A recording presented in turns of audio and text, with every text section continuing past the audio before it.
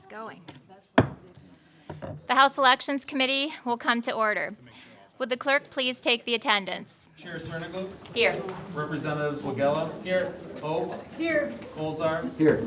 Burns. Here. Churches. Present. Smith. Present. DeBoyer. Madam Chair, you have a quorum. Thank you. Representative Churches makes a motion to adopt the minutes from the May 16, 2023 meeting. Without objections, the minutes are adopted. For today's agenda, we will have testimony on House Bill 4536, introduced by Representative Aragona, who is here to testify on the legislation. Welcome, Representative Aragona.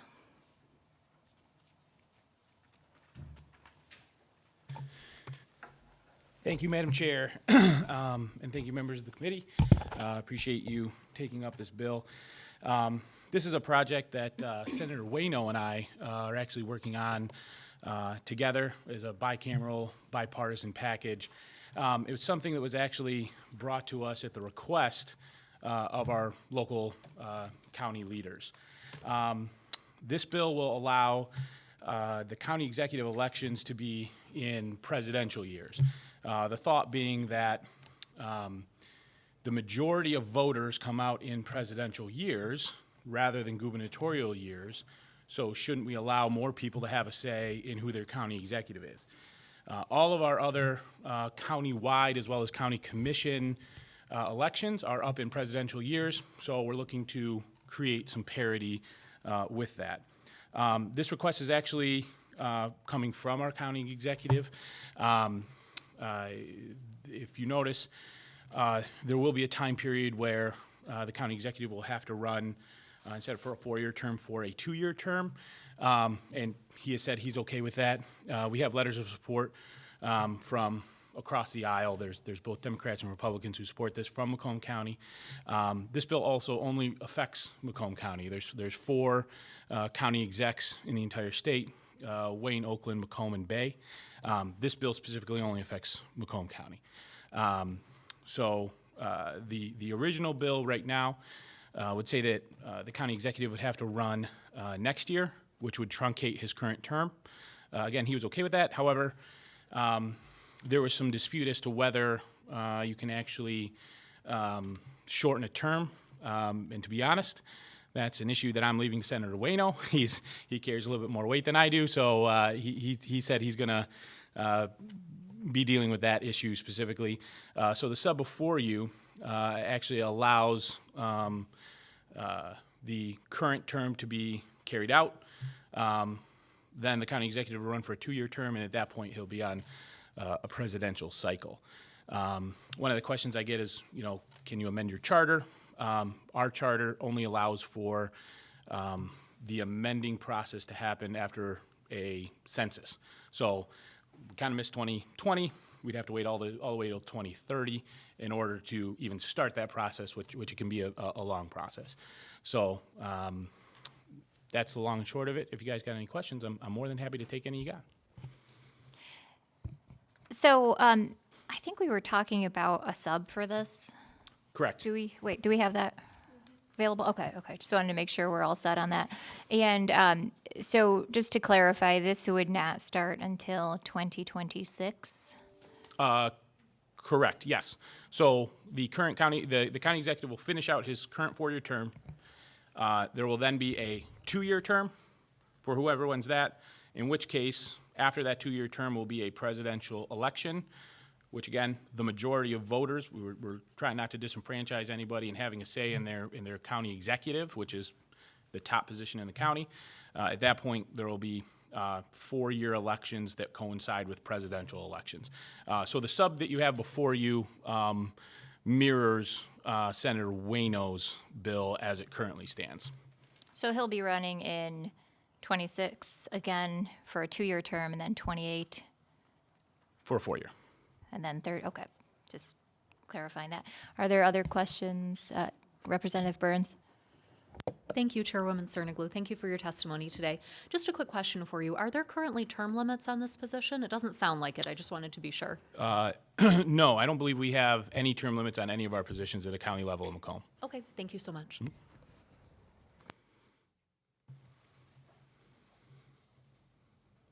Representative Churches? I just don't know this, so thank you for being here. Are all of the county executive positions in alignment with presidential elections? Yeah, good question. So as it currently sits, Bay County Yeah. and Oakland County are on presidential. Wayne County is not. That's what I thought. There is a carve out for Wayne County. Our position in Macomb County, whether it's our county elected officials, all of them, or, you know, I have a number of co-sponsors from across the aisle on this bill who are colleagues of ours. We think it's a good idea to put it on a presidential election. However, Wayne County's our neighbor. We're not going to pick a fight. If we think that our neighbor, the fence between our neighbor's house should be painted a different color and they don't want it that way, then we'll paint our side one color and our neighbor can keep the other one. I would expect that in the future there might be some parity, but current leadership in Wayne County didn't want to change it for their elections, and we weren't willing. That's not something we want to pick a fight, if you will, with our neighbor. This is something you're striving toward, so that you want it to align with presidential elections, as with Bay County and what was the other county? Did you Oakland? Oakland County So are the two. Oakland, Bay, and Macomb would all align with presidential, but Wayne County has yet to decide that. At their request, yeah. Okay. Yeah. Thank you. Sure. One more question. I know initially this was something that we needed to look at moving forward quickly on if it were to take effect in 2024. Is there still a reason for of urgency at this point, or can you speak to that? And if you don't know, that's fine. Sure. We would like to pass it as quickly as possible. I think there's still, from my understanding, there's still debate going on between some of the legal counsel at Macomb County, some other experts in the field, as well as Miller Canfield, who drafted our county charter. The entities that I've just named, they've all said, yeah, that's fine. You can start this process in 2024 and you're good to go. I believe there's some legal experts specifically on the Senate side that are, I don't know if they're opposed, but they're still questioning it. So at this point, we're hoping to move the process along. We think we should be able to do it next year, but if not, obviously we're going to push it off. So. The reason I'm asking some of these questions is initially we had this scheduled for a vote today, but I think we actually might hold the vote until our next committee meeting on this, just because there seems to be some things that are still getting ironed out. Sure. With the language in case we need another sub moving forward and a little bit further discussion. But I just want to see if we have any other further questions from the committee on this. Seems to be pretty non-controversial, bipartisan effort. So thank you.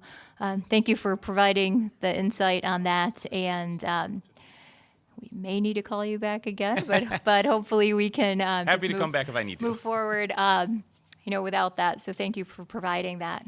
Sure. Thank you.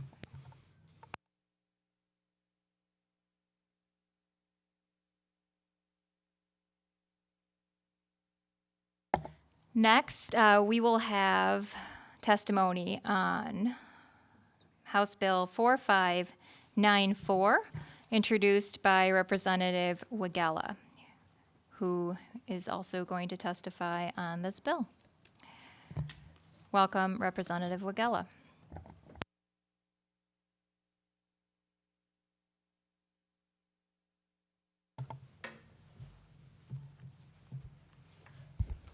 Thank you, Madam Chair and fellow members of the Elections Committee. I'm here before you today to provide testimony on my House Bill 4594, a bill that directs the Secretary of State to establish a comprehensive system to track submitted absent voter applications and ballots. In November 2022, Michiganders passed Proposal 2 with an overwhelming majority. Nearly 60% of all voters casted their ballots in favor of further transparency and accessibility in Michigan elections. House Bill 4594 directs the Secretary of State to not only enhance the tracking system for absentee applications and ballots, but to permit voters to track and receive notifications about the status of their applications and ballots. It also informs voters via the enhanced tracking system of any deficiency in their ballots or applications. And should there be any issues, it informs them on how to address those issues. I believe maintaining trust in our electoral process is paramount to our democracy. This transparency and accessibility that the bill provides is essential to maintaining that trust in this election process, or our electoral processes. Keeping it short and sweet, but thank you for your time and consideration. I look forward to working together to strengthen transparency and accessibility in our electoral processes, and I would be happy to answer any questions that you have. Representative Colazar. Thank you, Madam Chair, and thank you for your testimony. So I'm curious how your bill makes things different than they are now, because I know when I submitted an absentee ballot, I could see that it was received by my local clerk. So how exactly does it make it different? Yeah, so the general scope of this bill is to put what voters approved via Proposal 2 into to law. My understanding currently, one of the big differences that this would provide is if there's an error on an absentee ballot, not only will they be notified, but they will be instructed on how to fix the absentee error, which I think is really an important thing that we've been missing currently, because if you get a rejected ballot, now you know what to do to fix it, which increases the likelihood that someone will fix their ballot.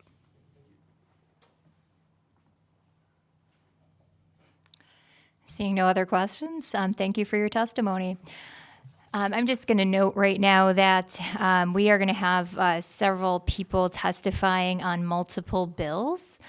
So we are going to do the bill sponsors first, and then we will have others that wish to testify in support or opposition. Next, I am going to call Representative Whitsett to speak on House Bill 4568. Welcome, Representative Whitsett. Hi, thank you. Thank you, Madam Chair. My bill is very simple. It's cut and dry. Anyone should be able to have someone to be able to pick them up and take them to the poll. That's the gist of the bill. So I can't get any shorter and sweeter than that. If you want to pick me up, you should be able to do that. There should not be a problem. There should not be a legality to it. Kind of cut and dry. Thank you, Representative Whitsett. So currently, there's a ban on paid rides to the polls. Is that correct? Yes, it is. And if someone needs a ride, I should be able to contribute gas money or be able to take some type of bus if someone wants to pull one up and say, hey, everybody that wants to get on to go vote. And if you want to spend a couple of dollars or even tip the person, that's considered something you can't do right now. Thank you. Do we have questions? Representative Colazar? Just a comment. This is such a no-brainer, great bill. So thank you for introducing it. That's Thank it. you. And does this, do you feel that the prohibition on paid rides to the polls has a disproportionate impact on any particular groups of people? I'm not sure if I would say specifically as any group. Of course, we all know that it affects the people in the poor communities that have poor transportation, that we don't have a great transportation system, such as in Detroit. But I would have to say this is kind of across the board. I mean, you have seniors that are in any area, in any city, can be affected by this. You can have people who have any type of disability that can be affected by this. So I don't want to just discriminate and say that is one area. It actually is a lot of areas that we sometimes don't think about. Sure. Any other questions? Thank you, Representative Whitsett. Thank you. Thank you, Madam Chair. Absolutely. Now, we will have testimony on House Bill 4569, introduced by Representative Kofia. Welcome, Representative Kofia. Thank you, Madam Chair. Thank you, members of the committee, for having me and considering House Bill 4569. My bill would allow people who are at least 16 years of age to pre-register to vote. A few points to consider here. Michigan already allows those who are at least 17 and a half years old to pre-register to vote. There are 15 states that allow 16 and older to vote, and I would like Michigan to join them.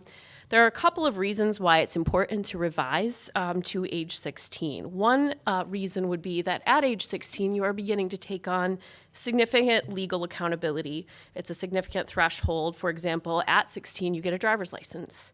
And once you do, you are deemed responsible enough to obey and be accountable to traffic laws as much as any other licensed driver. Additionally, around the age of 16, young people are really completing studies in civics, they're in AP Gov, they're getting engaged, and many of them will come out of those classes with a newfound enthusiasm for democratic participation, which is something I'm sure many of us in this room can relate to when we were 16.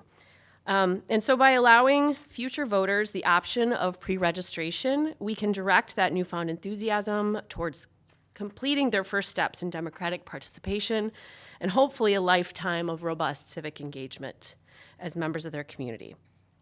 And that leads to another reason for allowing expanded pre-registration rights, which is that it can help increase voter turnout in our state. While voting is a constitutional right in our nation, once we turn 18, many people unfortunately do not exercise that right either because they are uninformed, disengaged, or another reason. I meet young people all the time in my district and across the state who are beginning to get very engaged and sort of looking ahead at their own future and would like opportunities to be engaged in the process. And this pre-registration really allows them to take that step before they're actually old enough to vote. Like I mentioned, the time between learning that about democracy and actually being able to participate can make a big difference in turnout as young people. You know, honestly, when you turn 18, you're busy getting ready to move, you're registering for college or trade school, you're starting military service, there's so much going on, and so this will help them already have that registration taken care of, and they'll just be ready to go at age 18. So by allowing future voters to pre-register to vote beginning at age 16, once they turn 18, they will then automatically be officially registered voters and will automatically be able to receive notice of their rights as all registered voters do. People being informed of their rights on when and how to vote will help keep registration and voting processes efficient for all, including for our local clerks, our poll workers, and our fellow voters. This idea of doing pre-registration at 16 actually came to me from local clerks. Constitutionally, just to be very clear, one can still only vote when they are 18. That does not change. But early participation, getting pre-registered, is important because democracy works best when we're all prepared to participate and make our voices heard. Michigan voters, including in this last election, have told us loud and clear that they want to be able to exercise their rights, and voting should be easy and efficient. So House Bill 4569 and the other bills in this package that I'm honored to be a part of move us closer to those goals per the will of the voters. So thank you again to members of the committee for taking up this package of bills that support robust civic participation starting hopefully at age 16. And I'm happy to take any questions you may have or leave it to the clerks. Thank you, Representative Kofia. We do have a question from Representative Smith. Thank you, Madam Chair, and thank you, Representative Kofia, for coming and presenting on your bill. I just genuinely wonder why we would need this if the QVF automatically does this already when it's in the QVF. So at 16, how would that? A couple questions. I mean, how would it happen at the QVF? Will there be locations where this pre-registration will be done? Do you know any of the details on that? Pre-registration, they would still pre-register using any method available for standard voter registration. There is also the opportunity for the Department of Technology Management and Budget to send out postcards, and the Department of the Department of State notifying eligible individuals with a state driver's license or state ID of their opportunity to pre-register to vote. So they would let them know that. Yeah. Sorry. So it would be, your bill was not wanting it to be, it would be automatically at 16 when they get their driver's license, correct? Right. Okay, not even opt-in, but just automatic. They would be able to, under the bill, an individual who meets all the following requirements would be eligible to pre-register to vote, and they would automatically become a registered elector when they become 17 and a half years old. But it makes them they can pre-register just like any other pre-registration. Okay, thank you. So just to clarify that, Representative Kofia, it doesn't automatically register them, it automatically makes them pre-register, it automatically makes them eligible. Right. Correct, yes. And then when they turn 17 and a half, they move into, and they're in the QVF file and set up to be eligible to register to vote, to be registered to vote at 18. Thank you, Representative Colazar. Thank you, Madam Chair. The AP government teacher in me loves every part of this right now. We used to, when I was teaching, I had AP government students who we would actually get kids that were 17 and a half able to register at the school, and we would find a pretty long line of 17 and a half. So my question to you is, do you have any data in terms of how many kids at 17 and a half are taking advantage of it at that age level right now?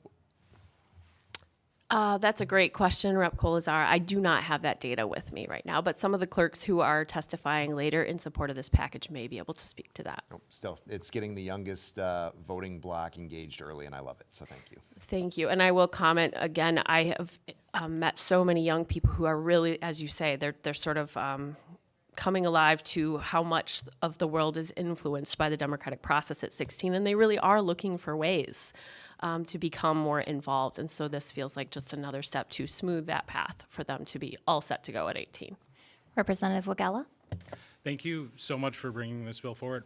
Echoing some of the things of Rep. Colazar, as a former teacher, I think this is a great way to keep our people engaged in the schools. And our country has a pretty horrible record in terms of like voter turnout, and I see this as a way to engage people young and keep them engaged in the process. Do you see this increasing our turnout not only for young people, but for people over time in the United States and kind of strengthening democracy? I mean, I don't have the stats in front of me, Rep. Wagella, but I do know that having people begin that habit early at their first election does increase the likelihood that they will continue to participate in that process over time. So yes, I believe the outcome would be we would have more robust participation over time.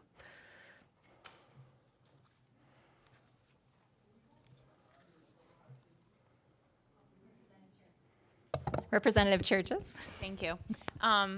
Thank you, Rep. Kofia. So I just wanted to kind of add to what you guys were saying. I think when individuals, some of them don't drive at 16. Some individuals don't get driver's license, and I think that's something that we forget in our state because we are the Motor City, and we have a lot of drivers here. So I like that this gives opportunity to those who choose not to be drivers or maybe are not able to be drivers. But the teacher in me also sees something.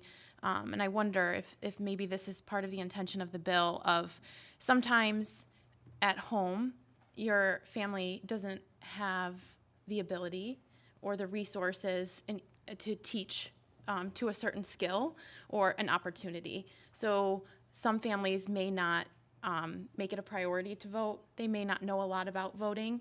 I know that I've had parents of my students ask me where their polling place is as a teacher, and I know how to Google it, and I think teachers are often the conduit of information for community members. That's why it was so nice to transition to this job, because I was used to just answering people's questions about the community because I didn't know, but I'd be like, tell me your address, I'll find out. But do you think this, being 16, do you think this maybe is your intention to give students or children or families a little bit more time to digest information and make this part of their norm if it wasn't something that they were used to growing up in their family structure or their way of coming into this world? Yes, thank you, Rep. Churches. I do think it will help with that. Again, you're in a supportive school community. If you have, Rep. Colazar as your teacher, right, or Rep. Churches or Rep. Wagella, able to really foster that kind of enthusiasm and help figure out what can be kind of an overwhelming, where do I go? How do I find out all of these details? Having those sort of supportive adults in their lives to make sure that however they want to vote, that they are able to navigate that process. And by the way, I was one of those kids who didn't get my driver's license till 18, just a side note. But yes, so this would allow these young people to have more of a supportive, a support system, if perhaps that is not the case at home, to help them become very active in the civic engagement. Yeah. Representative DeBoyer. Thank you, Chair. Apologize for coming in a little late there. Just a very simple question. How did we land on 16? Well, Why not, so why not I- 15 or I know, 14 or 13? I know because you weren't able to be here for when I spoke initially. I apologize. tried to tie, that's okay. I will just restate, I tried to tie it really to, 16 is a point of significant, taking on some significant legal accountability. For example, you get your driver's license. You are considered by the state to be legally able to obey and be accountable to traffic laws, just like any other licensed driver. So that it was sort of tied to that. And again, this was a suggestion that came to me from some local clerks as well, feeling like that was an appropriate age to, have more civic participation. I mentioned also earlier in my testimony that 15 other states have 16-year-old pre-registration and 24 have them before they turn 18. So mostly it has to do with when they're stepping into more adult responsibilities like driver's license. Thank you. Of course. Thank you, Representative Kofia. Thank you. The Elections Committee will now go at ease at the call of the chair.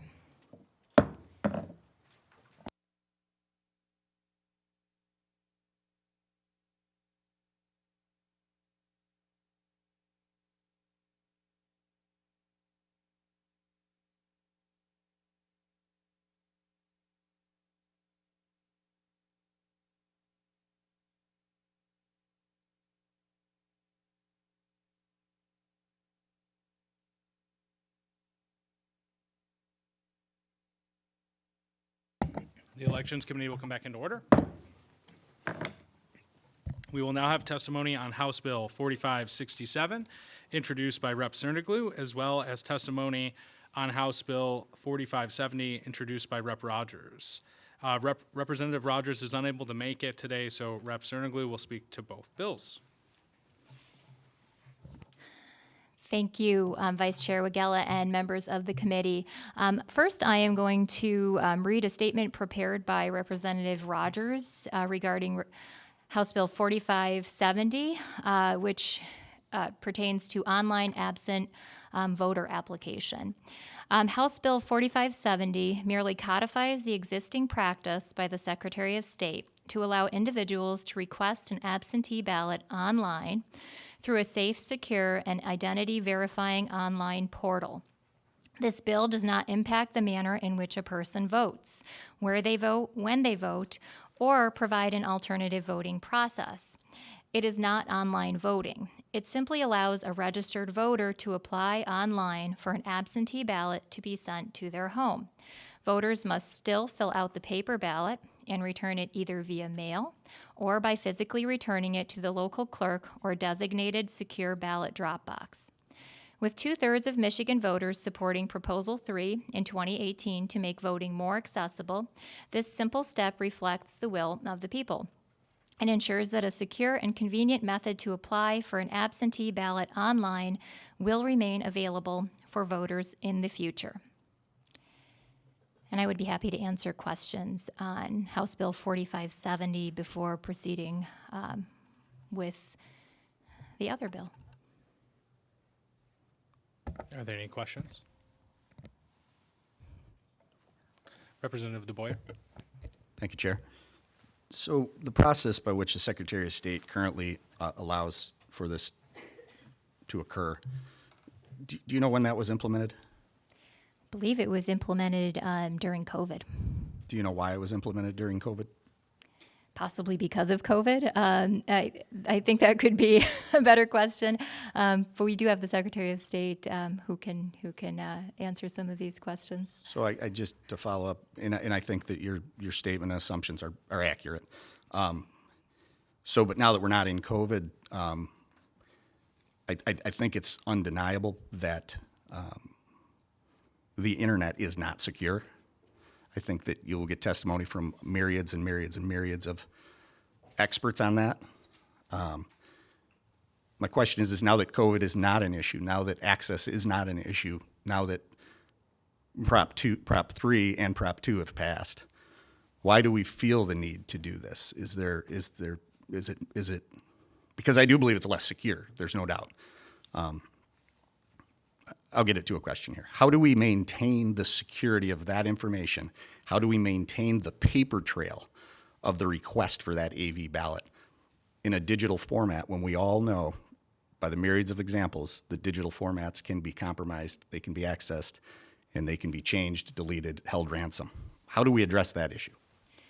So this is actually happening through a secure portal. To my knowledge, there has not been any incidents of this portal not being secure, which would be different than a regular email or other type of online communication. It has been happening for a while now without any concerns, and it's been very successful and convenient, and just proved to be a good method of having people be able to request their online ballots. There's a lot of things that we would not have otherwise done, like working from home for a lot of people, but it's turned out that these things continue because they actually make sense. They're convenient, they're cost saving. So I think by codifying this, we just allow something that's been working for the past few years and providing better access and hasn't had any security concerns to continue. This doesn't allow anyone to vote. It just allows them to apply for a ballot, and then the same requirements would apply for them returning their ballot. Thank you. Thank you, Chair. I want to offer a follow-up question.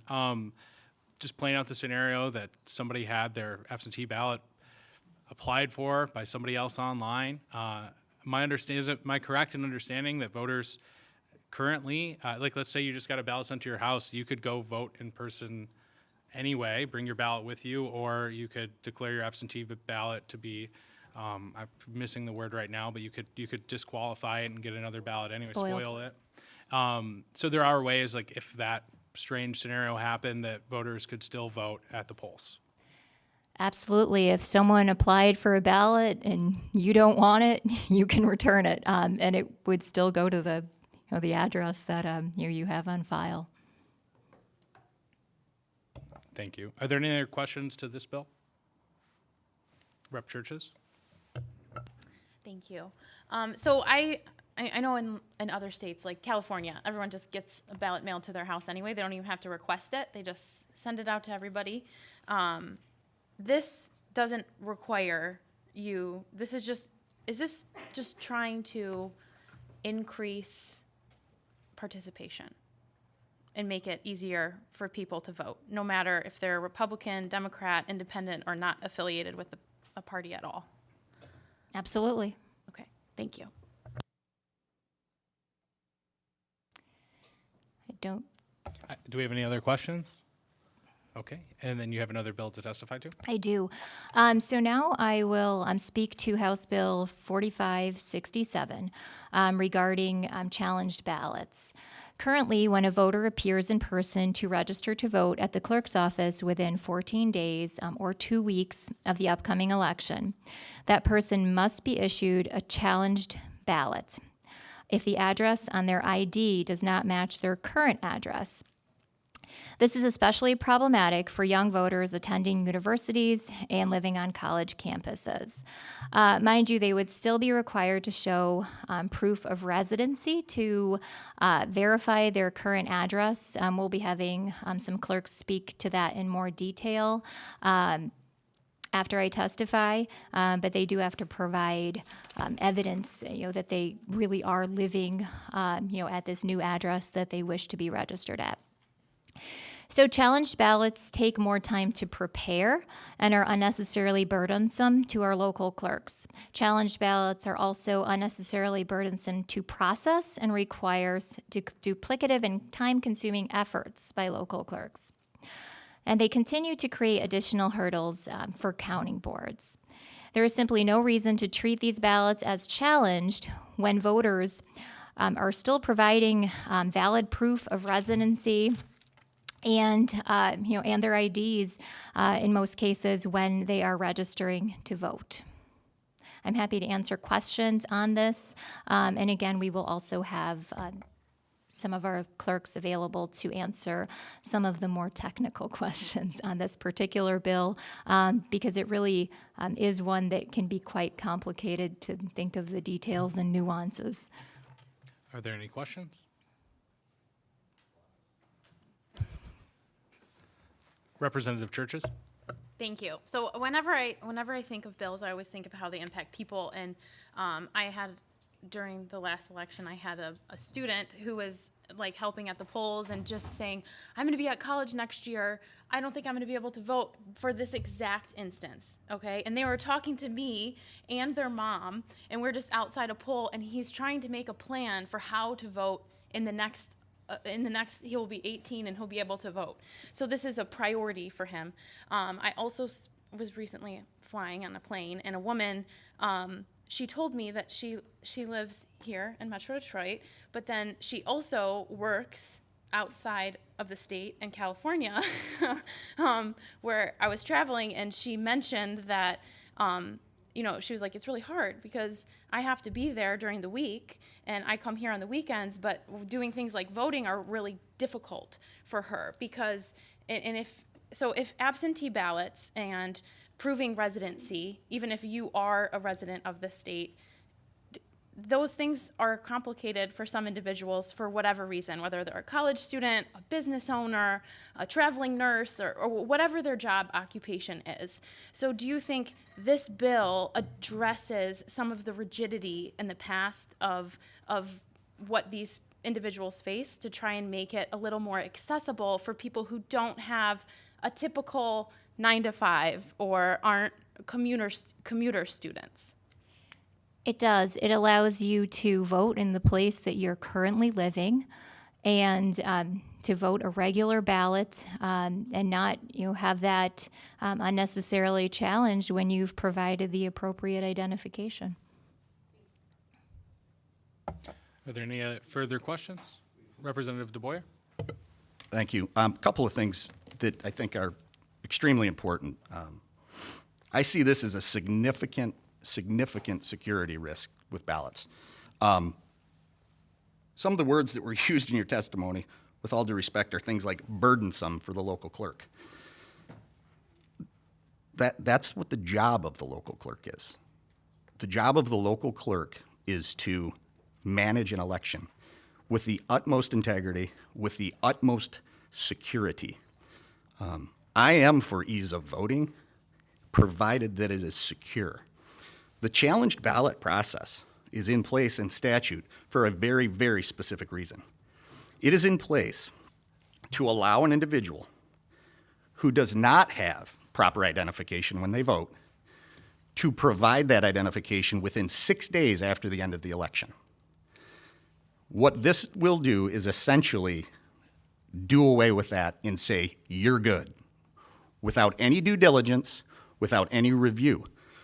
So my question would be, what's the purpose of a challenged ballot? Why would we continue to maintain challenged ballots if we're just going to do away with it? Secondarily, when I look at the list, if you're familiar with the process for challenged ballots, and the reason that a challenged ballot is a thing is because the items I use to identify myself do not definitively prove that I am the person I claim to be.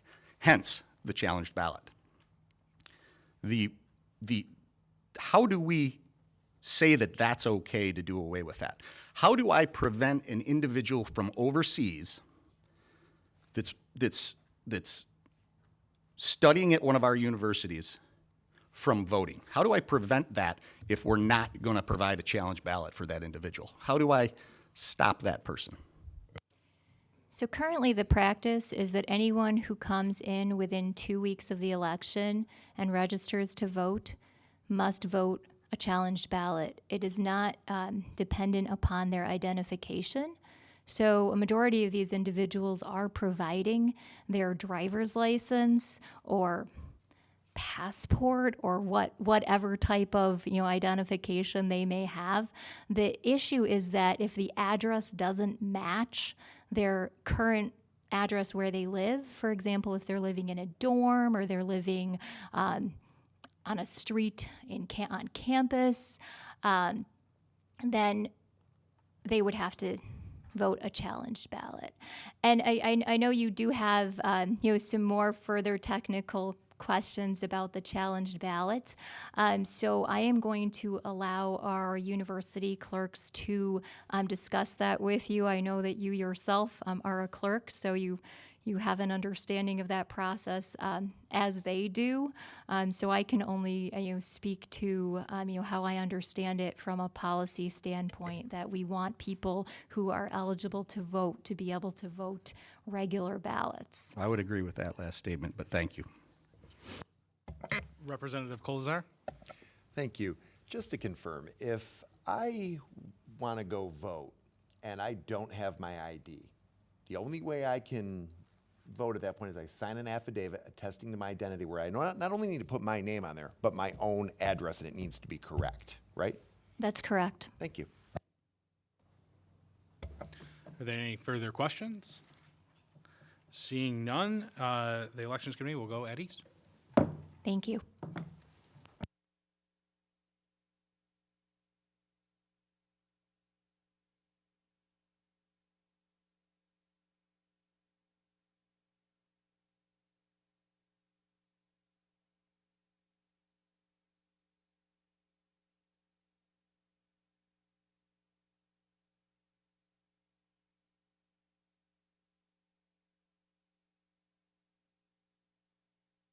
The Elections Committee will now come back to order.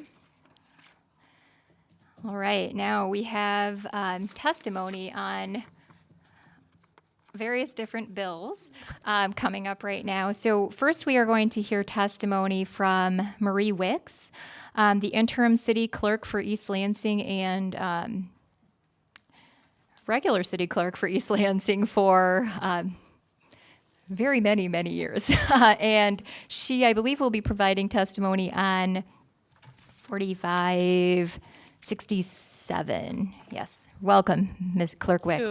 Thank you. Yes, I want to be an interim, but I have a feeling I'm going to be hanging around. There's not a whole lot of us who do this, but I am happy to say that some of my colleagues from around the state are joining me today, along with my brand new Chief Deputy City Clerk.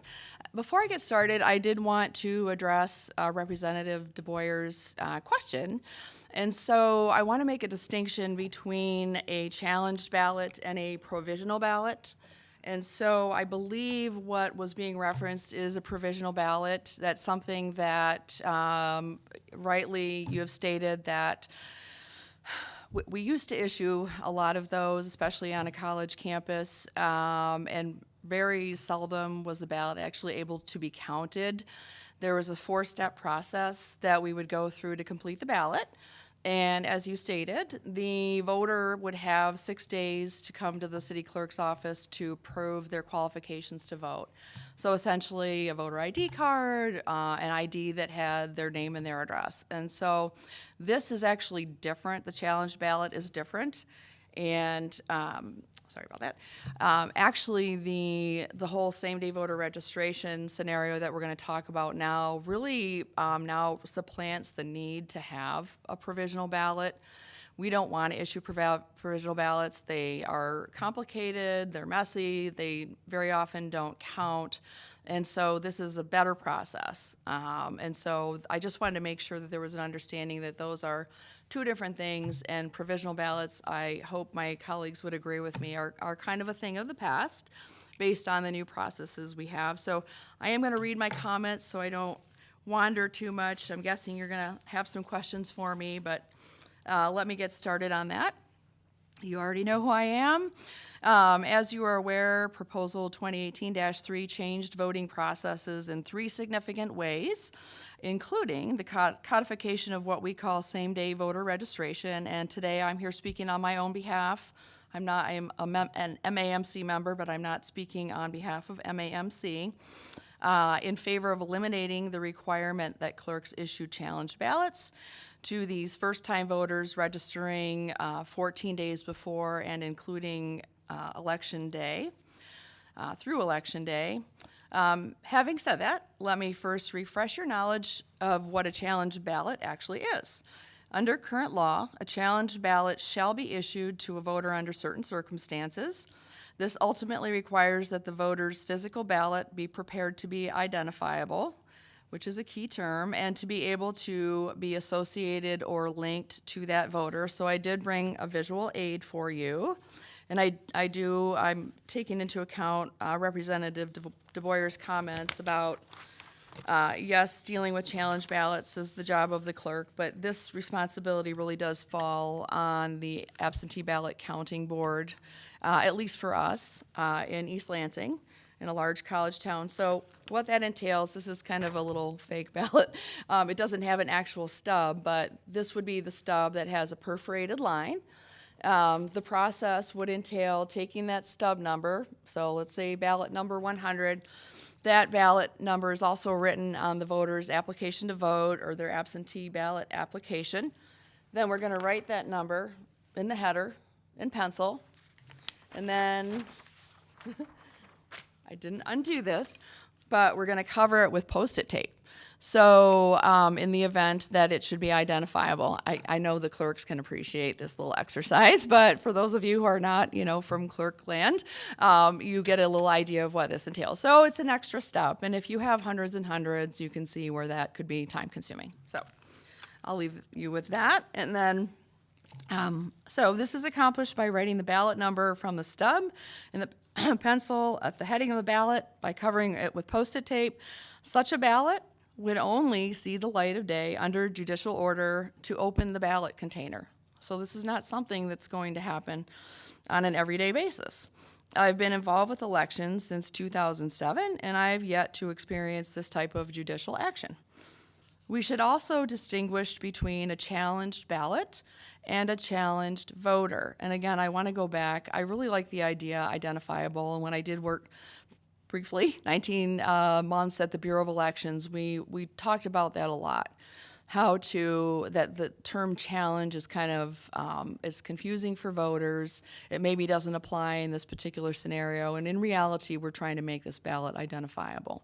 So I'll just throw that in there. Okay, so we're distinguishing between challenged ballots and challenged voters. Voters who fall under the same day category are not challenged. The voters are not challenged. The proposal 2018-3 authorizing legislation deemed at the time that first timers should be issued a challenged ballot. So I think this is what we are revisiting today. The following are just a few reasons I offer in support of striking the challenged ballot provisions and amending this legislation. It is prescribed by law that such voters appear in person with an acceptable form of voter ID and proof of residence in order to register and obtain a ballot. From our experience, and of course, candidly mine and my colleague from Ann Arbor, who also deals with students, student voters uniformly show a student ID or a driver's license, both of which are acceptable forms of ID. And they'll pull up what I got used to, being an old fogey, what's called a Live-On app. And they would show their proof of residency or a bill, but most of the time it was this Live-On app. And it absolutely had to show their name above their address. So they couldn't just pull up the app. We verified that they lived where they said they lived and what they put on their registration. Please also be reminded that voter registration forms are affidavits obligating applicants to attest to age and citizenship requirements. In other words, this is a legal document. The qualified voter status for these same-day voters shows no challenge status and reports them as active.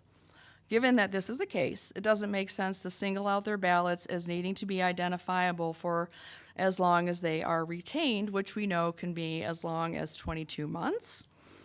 For federal elections, it really serves no good purpose.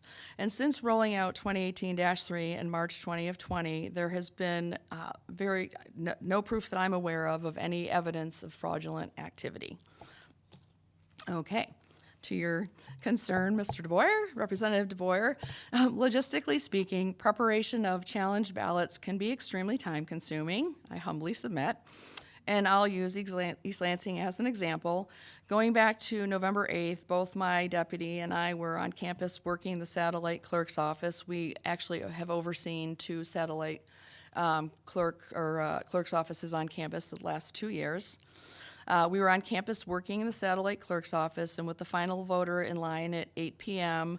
casting his ballot shortly after midnight, I also want to add that an MSU administrator kindly stood in line at 8 o'clock to make sure nobody else got in line, because we didn't want to be there any later than we were going to be as well.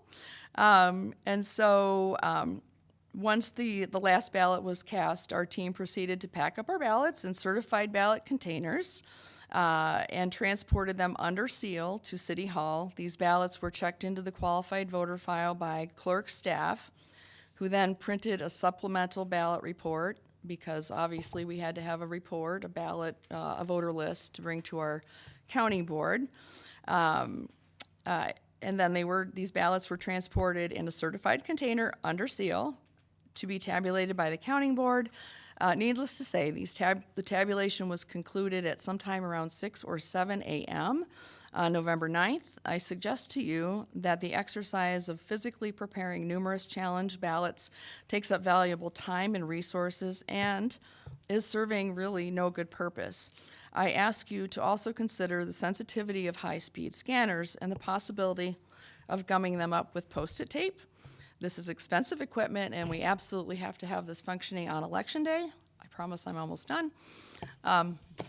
In closing, I would encourage you to consider or ask yourselves why these ballots, cast by voters who register in person with acceptable ID and proof of residency and a wet signature, should be challenged or identifiable going forward. Additionally, all applications for an absentee ballot for these voters or anybody else are retained for 6 years. So we already have these retained and can provide a look back if any voter actions are ever in question. The challenged or identifiable ballot is simply a redundancy in this case. And with that, I'm guessing you have questions? Thank you. Thank you. That was a very detailed explanation, and we appreciate that. Questions?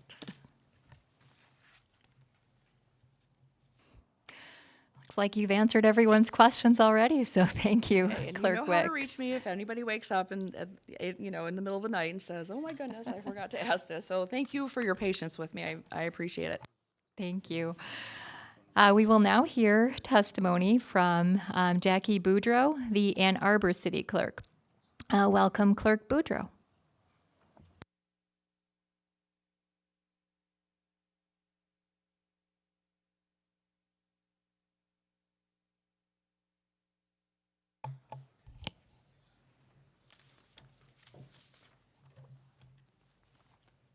Hi. Welcome. Go ahead. Yes, go ahead. Thank you. Hi, I'm Jacqueline Boudry. I'm the Ann Arbor City Clerk. I'm testifying today in support of House Bill 4567 on behalf of both the Michigan Association of Municipal Clerks. I'm their first vice president and chair of the Council of Election Officials.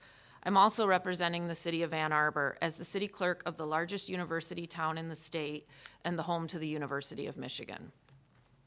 The Michigan Association of Municipal Clerks supports House Bill 4567.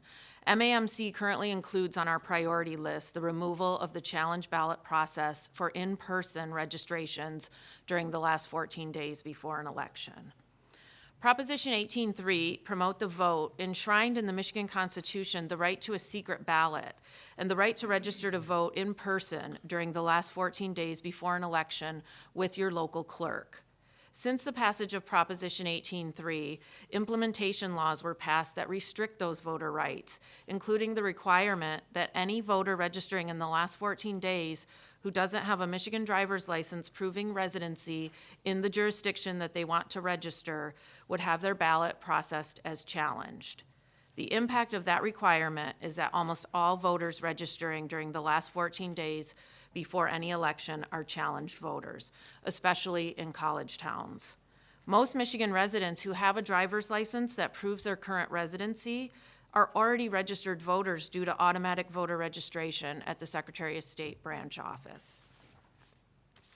As an example, in Ann Arbor, a student registering at our satellite city clerk's office on campus 15 days before an election can fill out a voter registration form.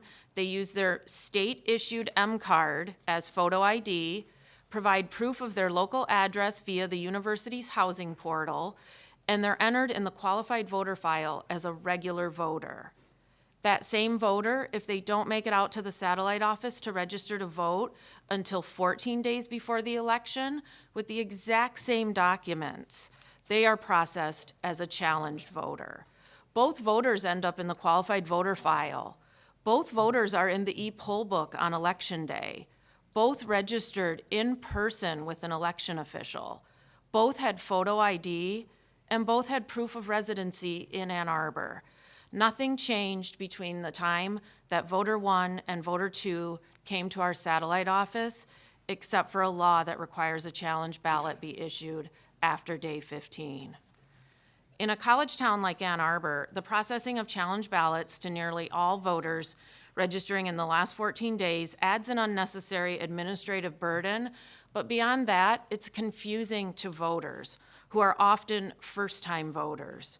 Voters who are subject to this challenge ballot process account for nearly 100% of registrations in the last 14 days. For these voters, whether they're voting at a polling place on election day or we're issuing them an early absentee ballot, they are in person. And we provide that explanation that my colleague from East Lansing explained to you. We provide that explanation to every voter, what is happening to their ballot and why they are subject to the challenge process.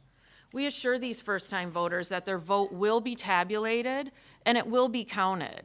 And while the law requires this step due to the timing of their registration and the fact that their proof of residency was not verified by a Michigan driver's license, we assure them we have never seen a challenge ballot actually be removed from the election day count.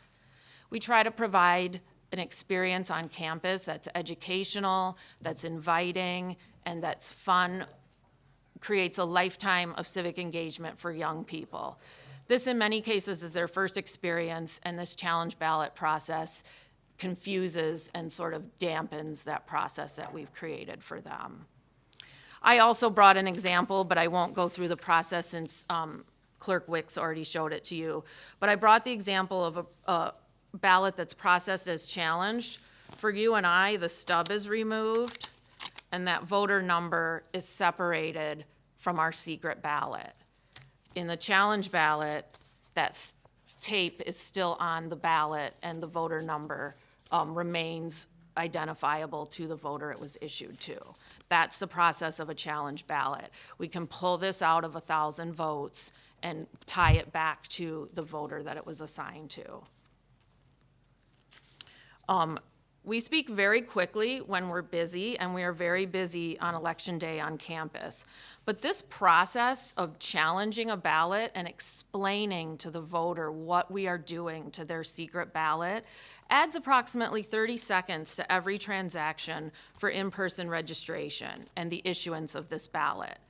On November 8th, 2022, Election day only, at only one of our satellite offices, we processed 978 in-person registrations. This was at the Museum of Art on Central Campus. This added, at 30 seconds a voter, an additional 8 hours of processing time for the possibility of a later challenge to an in-person registration, a registered voter who we registered in person and had proof of residency, just not in the state's preferred format. In my 20 years of experience, I've never seen a challenge ballot pulled from the official vote.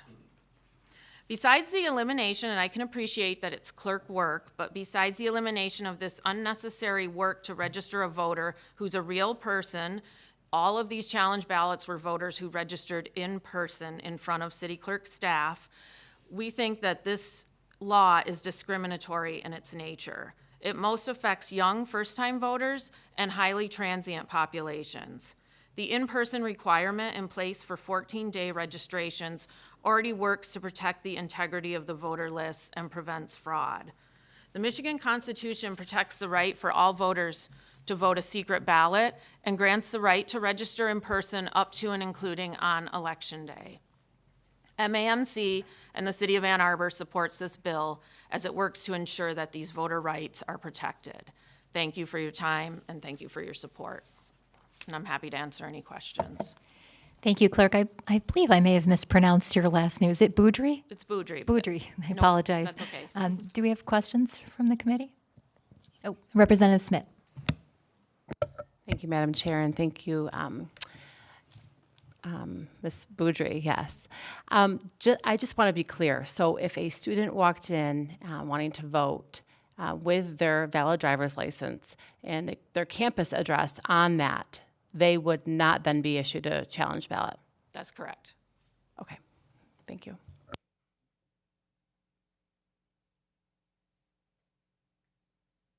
Representative DeBoyer. Are you aware of any attempts, or what would we do in this case if we go to this process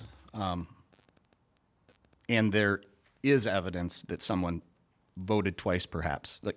Because the purpose behind the challenge ballot is to ensure, as you demonstrated, that we can find that ballot if something like that were to occur. Do you see that as a non-issue, that couldn't happen and won't happen? I do. We don't have any evidence of student voters or for that matter, really any voters trying to vote multiple times. But the qualified voter file is a statewide system. And so in my example, from day 15 to 14 or day 10 or day 5, these are voters that are registering before the election day download is even happening. So if that voter is coming to Ann Arbor from, say, the city of Royal Oak, we are going into the qualified voter file and pulling the voter into Ann Arbor. And Royal Oak would be getting a notice, this voter is no longer eligible to vote in your city. So the election day download is happening at 4 p.m. on Monday. And we're doing this for 14 days, prior to the election. So there's not a chance in the statewide system that the voter is in there twice. So is the electronic poll book that's used at the precinct, is it linked electronically or Bluetooth or internet? Is it linked to the qualified voter file in real time? No, the electronic poll book is a download. It's a download. Does this bill address same-day registration? Does this address same-day registration with the same provision? It does. So if I register same day in your jurisdiction, I can vote, it eliminates the challenge. Yes. How do you update the poll book at the election location with regard to that registration? Well, this would happen, this is the current process for same-day registration, which the Constitution allows. Whether the person is issued a regular ballot or a challenge ballot, if they're registering on election day, they have a right to vote either at the clerk's office with an absentee ballot, or we can send them to their polling place with a receipt, and they can vote at the polling place. But this isn't unique to college towns or to the challenge process, that anyone who registers on election day would not be in the download of the e-poll book. What if I had already voted in my home and then came and wanted to register to vote in your jurisdiction on election day? If you'd already voted absentee, it wouldn't allow you to register and vote again. If you voted in a community where you were on the e-poll book download, I mean, I don't have to tell you that that's a crime, and so you have to be, is it completely impossible to commit a crime? No. But we don't see, and I'm not aware of any cases of someone intentionally voting twice in Ann Arbor. So, but if I did that, how would you determine which one of my ballots in your jurisdiction was my ballot that was fraudulently cast? You're asking me Yeah, which if I voted in my jurisdiction on election day and I came to your jurisdiction and registered to vote, how would you determine my ballot in your tabulator once we determined that it was fraudulently cast? the issue, I think what you're asking is, so you would be committing a crime, and the Secretary of State's office, and they can speak to this, I don't want to speak for them, would in the statewide system, when we upload voter history, would see that you voted twice. So that would be a criminal justice process. Sure, I it would. don't know that that would, without a court order, we would not be taking that one vote out, if that's what you're asking. Well, Wouldn't it be my determination? what we're debating here is a bill that's going to do away with the challenge ballot process. And what a challenge ballot does is identify a ballot that could be potentially fraudulent. And if it is determined that it's fraudulent, we then can go in and remove it. But there's no provision to protect against this once this is done. And I appreciate your example that there's no precedent for this. Well, the reason there's no precedent is because we had something in place to prevent it. Now we're asking to remove that. That's concerning to me, at least. Looks like we also have a question from Representative Churches. Thank you. I was just wondering, in Representative Du Bois' comments, are there any instances that something like this has occurred in your experience, where someone is voting 2 times on purpose? Evidence of fraud. Like, due have to- you ever encountered this ever? I'm not aware, since we implemented same-day registration, that anyone's voted in the city they were previously registered in and then come to another town to same-day register. Okay. I'm not aware of that. Thank you. And again, like I was saying, it's, at that point, becomes a criminal issue, less about the vote that occurred on Election Day. But I'm not aware of anyone using same-day registration to commit fraud. Thank you. We also have Representative Wagella. And then you. So just to clarify, if someone were to do that, we could still figure that out, that somebody had voted twice, right? Like, that's something that we would still be able to do. Yes, And- each city and township uploads their voter history into the same qualified voter file. So the Secretary of State's office would be aware that a voter was recorded in 2 communities So- as having voted. Quick follow-up question, if somebody was intentionally voting twice, can you think of any reason someone would make their ballot different? So like in terms of deciding which ballot to count, I mean, I feel like that is a situation that wouldn't even really matter, right? I can't speak to what somebody doing that would want to do, but Representative Colazar. Thank you, Madam Chair. I just want a confirmation here that the statewide QVF prints out a receipt for a voter and it can't print out in multiple jurisdictions. So a voter can't register in multiple jurisdictions, correct? you can only register on Election Day once. The question was if you were registered somewhere else and then came to register on Election Day. And I do want to clarify, that requires a photo ID and proof of residency in the jurisdiction that you're registering in on Election Day. That isn't what we're asking to have changed. We're asking to have the challenge ballot process changed. So any voter registering with either of us on Election Day has proof that they live in our community. Clerk Wicks. Thank you. Spartans and Wolverines actually get along really, really well. I wanted to address a couple things. So based on my not super long experience working for the Bureau of Elections, what I want to confirm what my colleague has said, that at the state level, it's evident when a person votes more than once, and the protocol is to refer that to the county prosecuting attorney. I personally have dealt with one person who voted illegally. Their ballot was, I don't want to discount everyone's vote, but it was really a non-issue. What I was able to do was go back and find the person asserted to me they had not voted.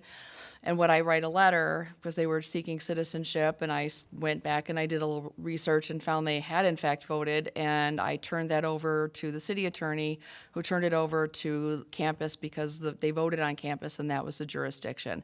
And I believe I'm not sure what the charge was, but I know that they were. So the ballot was a non-issue. Again, because we are talking about post-it tape and a ballot. I was able to do this research and find the application to vote.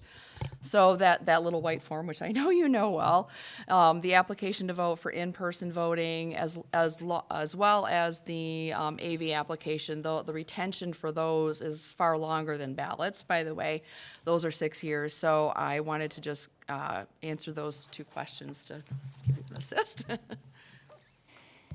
Thank you. I think from what I'm hearing is that, there is a process that those ballots could be identified after that person is criminally prosecuted. So I don't think there's a system where that ballot would be completely lost in the system, if I'm understanding that correctly. I don't see that removing it would change the I'm just gonna say it, outcome of the election. And as distasteful as that might seem, if we were looking to pursue a person who is who's committing a crime, we have other ways of doing it, other than, pursuing a challenge ballot for these voters that, as Jack. Right. So we would be aware that this person had committed a crime. So we actually do need to move on because we have a lot of people testifying. So it looks like you have more questions. You can have like one quick yes or no question maybe, and then we have a lot of others. Quick And you question. can ask them questions Under this too. provision, if a person that commits fraud casts their ballot and it's ran through the tabulator in both jurisdictions, will you be able to identify that ballot? No. Have you ever had a race in your history, or anyone that you know of, that has been won by a single vote? Or a tie, for that matter. See, we diverted here. We started talking about prosecuting the bad guy. That isn't the point. We want secure, definitive outcomes in elections. And when I have a ballot in there that's fraudulent, it blows it up. Thank you, Chair. Thank you. And thank you for your testimony, clerks. We appreciate it. Next, we have testimony from Clerk Chris Swope, the Lansing City Clerk. Unfortunately, since we're running low of time, if you could keep it brief, we would appreciate that. Welcome, Chris Swope. Thank you, Chair Cernoglu, for taking up all of this important legislation. And I primarily wanted to testify on House Bill 4594, the ballot tracking bill. I can tell you this is something that the voters are going to love statewide. And to differentiate from what the state currently has, that is a passive system where a voter has to go to the state website to verify whether their ballot has been received and accepted. What I have been doing for a number of years in the city of Lansing is proactively sending an email to voters confirming to them that their ballot has been accepted, that their signature has been verified, and that their ballot will be counted on election day. And I can tell you the overwhelming feedback that I get from the voters, and I'm not the only clerk in the state that does this, but it is overwhelmingly positive that they appreciate knowing that their ballot will be counted, that confidence of their vote. The Proposal 2 did envision this statewide. It calls for a state-funded system to do this. It doesn't call for it to be state-run, but I think that's the direction of this bill, which makes sense to centralize it and make it a little more automatic. It's it's a lot of work and time for me to get those emails out, but I believe well worth it. And if I can, I do want to make a couple brief comments on a couple of the other bills. The House Bill 4570 dealing with the online application. I started a couple of years ago for my permanent absent voters. Before I mail them an application, I email them a link to the state website, which allows them to do their application and get that to me securely. And it saves money for me sending it out. With the new provisions that require the state to pay the return postage on AV applications, it will save the money, save the state money for postage on the way back in. And it also saves significant staff time. For, say, 1,000 absentee ballot applications that I mail out, each one individually has to be scanned and received into the system, into the qualified voter file. If they provide an email address, that has to be manually entered, or a phone number that has to be manually entered. With the electronic Secretary of State system, the voter is typing their own email address, their own phone number, and it just saves a lot of data entry time. And they're using information that's in the driver's license or state ID file to specifically narrow down themselves. I believe it even includes eye color and height. I think it's as a secure system as we can have. And again, it is only the application.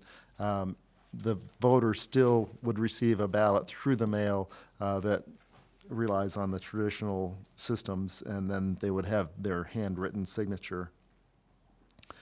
And with the proposal to now setting up permanent ballots, I think we'll be seeing less applications, but again, this will help alleviate some of the burden on voters as well as clerks. On the pre-registration of 16-year-olds, we find that with the driver's license process, you don't end up going to the Secretary of State when you're 18 because they get their driver's license at 16. It usually doesn't expire until they're 21 or 22 or somewhere in there. I don't know. I don't have kids, so I don't follow that stuff directly. But a few years ago, we looked at census data just for the city of Lansing and looked at the number of registered voters we had in the 18 to 22-year-old category age range, and believed that at that time we had 3,000 to 4,000 unregistered 18 to 22-year-olds just in the city of Lansing. So anything that we can do to get folks registered and voting earlier is better. And I'll just briefly say that I do support 4567 and 4568 as well. Those are very important legislation. Glad to answer any questions. Thank you, Clerk Swope. I don't see any questions. You may please, I really- please be brief, I just do because we want to appreciate get what you're doing with through. regard to this. And if we may, can I come and just kind of see how it works? Because I do think it is a big deal. I mean, I think it's a very important piece of that AV voting. Absolutely. definitely. Thank you. Thank you. Next, we are going to have testimony from Michael Segrist, the Canton Township Clerk. Welcome, Clerk Segrist. And again, sorry to rush you, but if you could be brief, 2 minutes would be perfect, just so we can get through everyone. Hello, everyone. Michael Segrist. I'm the Canton Township Clerk. It's good to see everyone. A lot of the testimony was already covered by Representative Kofia, so I'm here to testify on behalf of House Bill 4569, which is pre-registration. One of the things, so obviously I agree, pre-registration has been shown to increase voter turnout for the youth vote 18 to 24 by 9% in some controlled studies. All of those things aside, setting aside the impact to democracy, to government, to civics, as an election official, I like pre-registration because even before automatic voter registration and even before online voter registration, back in 2004, the DMV, or Secretary of State, covered 80% of voter registrations. That was in 2004, when we just celebrated the 30-year anniversary of the National Voter Registration Act, and that's a good thing. But it's also a challenge in the sense that it allowed for mail voter registration. I love voter registration drives, and I love mail voter registration. But there's a lot of list maintenance issues that come with people registering to vote on a form, on a piece of paper, and mailing it in or giving it to somebody on the street and having them drop it off at a local clerk's office, which is names get misspelled, driver's license numbers get transfixed, right? They get changed, and that leads to list issues. I actually had this last November, contributing to the lines in Ann Arbor, an individual messaged me on Twitter. If you follow me, I'm a prolific tweeter. Messaged me because there was an issue with their voter registration because they were registered on campus by a voter registration drive incorrectly. They had to fix it, and the only option to fix it was to show up at a satellite office on Election Day and register to vote in person through that awesome challenge ballot process. That's an issue is fixed when you have a system like pre-registration administered by the Secretary of State, by the Department of Motor Vehicles, where individuals can be registered prior to the age of 18 or pre-registered prior to the age of 18. This really solves that issue. I just did a voter registration drive at the 4 high schools in my community last week, and it was great. I love doing it. I hate the fact that if somebody's birthday wasn't before, May 12th, I could not register them for no real objective reason outside of the fact that they weren't 17 and a half. And I would just like to add that in the precinct on election day to serve as a poll worker in Michigan, you can be 16 and 17 years old if you're not a registered voter. So we already have those folks certifying the results at the local precinct level and assisting voters. They just can't pre-register to vote, and I can't think of any real good, non-philosophical reason that is the case. That's my testimony. Thank you. And unless anyone has something very pressing, we will let you go. And if people have questions afterwards, I'm sure you'll be here for a few minutes. Thank you so much. And I'm now going to call, if these individuals would not mind testifying together in the sake of time, we have Melanie Macy from Promote the Vote, as well as Kim Murphy-Kovalik, the Director of Advocacy Programs for Voters Not Politicians, and Ricky Bicknell in Government Relations for Voters Not Politicians. Would the three of you mind? Is that all right if you join us together?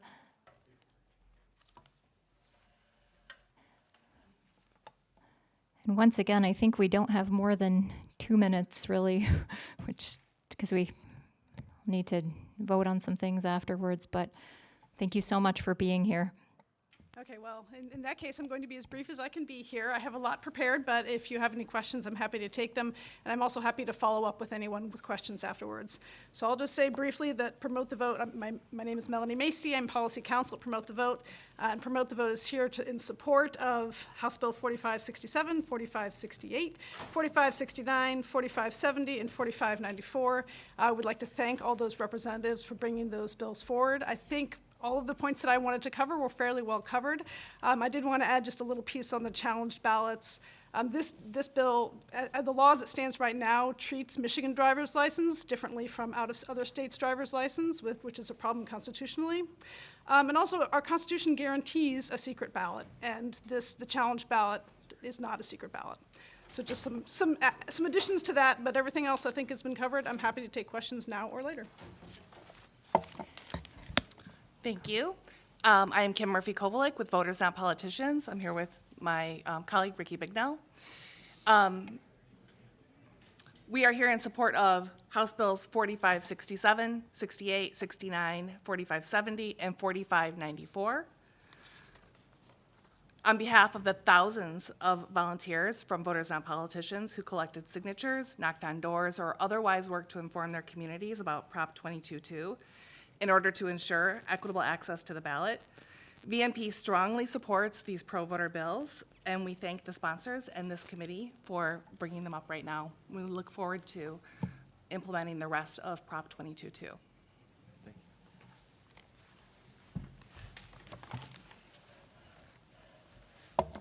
Thank you for your testimony.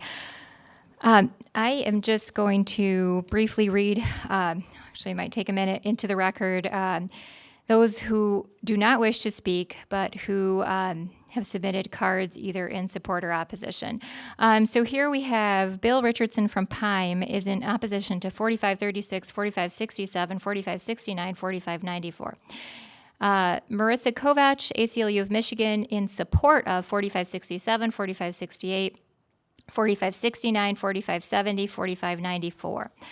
Bill Zagman from GCSI in representing Michigan Association of Municipal Clerks supports 4567. And then Bill Zagman from GCSI in support, representing both the county clerks and the municipal clerks in support of 4569, 4570, and 4594. Rusty Merchant from Secure Democracy supports Bill 4567 through 4570, as well as 4594. John Fournier from the City of Ann Arbor supports 4567 through 4570 and 4594. Amy O'Leary, Metropolitan Affairs Coalition, in support of 4594. let's see, Emily DeBroder, ADL Michigan, supporting 4567 through 4570. Stephanie Cruz, Heritage Action for America, opposing 4567 through 4570. Actually, unfortunately, I am not going to read all of these because we have so many more and we do need to take a vote, but these will be available on the record. These will all be put into the record for this hearing. And now we will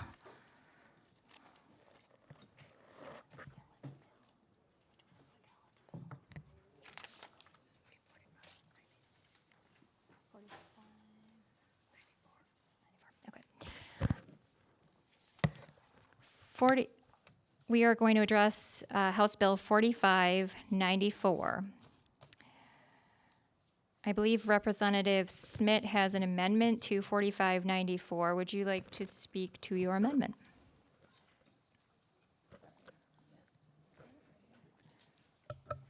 Yes, thank you, Chair. So the amendment that I would like to offer up is amend page 1, line 5, after shall, by inserting a comma, and pursuant to the rules promulgated under the Administrative Procedures of Act 1969. So we just wanted to add that promulgated rule to this. Thank you, Representative Smith. Representative Smith moves the amendment.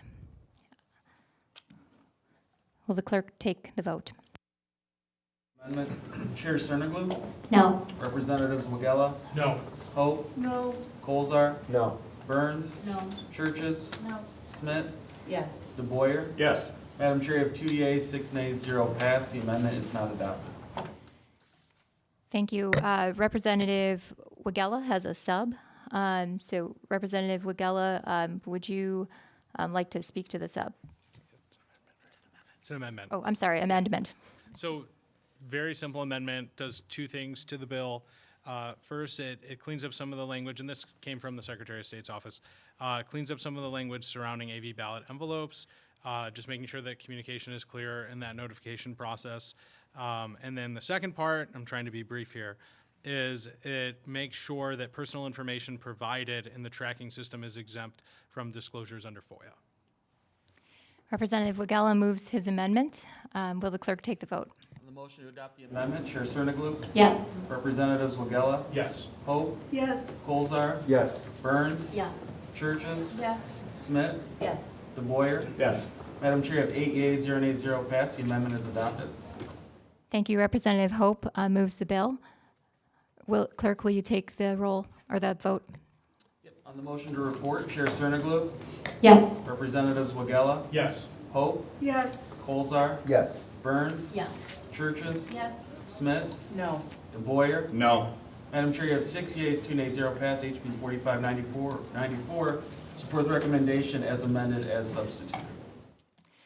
Thank you. There being no further business before the committee will stand adjourned.